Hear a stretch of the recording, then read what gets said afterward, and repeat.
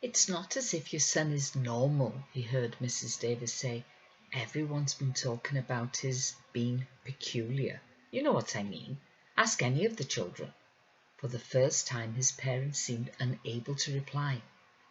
Mrs. Griffith looked so miserable that Gwyn could hardly bear it. She had known for days that something was wrong, and now she was going to hear about his stories. It seems, went on Mrs. Davis, that Gwyn has been saying some very peculiar things, if you know what I mean. And why? If you ask me, your son's not normal. Gwyn had to stop her.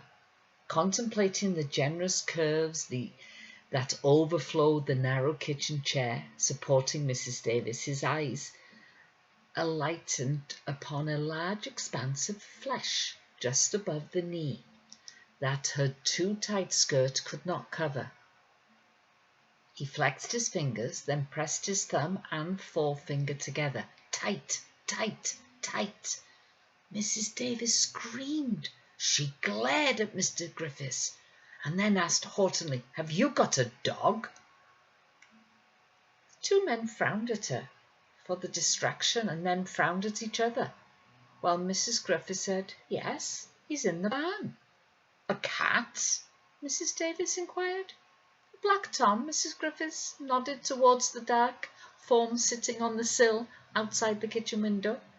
"We call him Long John," she went on, "because he lost a leg on the road when he was a kitten. It's wonderful what vets can do these days." Mrs. Davis glanced at Long John, then quickly looked away. Her cyclamen pink lips contorted with distaste. "I think we'll go," she said, and stood up. Her husband looked at her, but did not move. "Get up, Rid," Mrs. Davis commanded. "I want to go." Mr. Davis followed his wife out to the kitchen with a bemused expression on his face. He could not understand why the interview had ended so abruptly, and wondered if the situation had been resolved without him being aware of it. The Griffiths were as perplexed as he.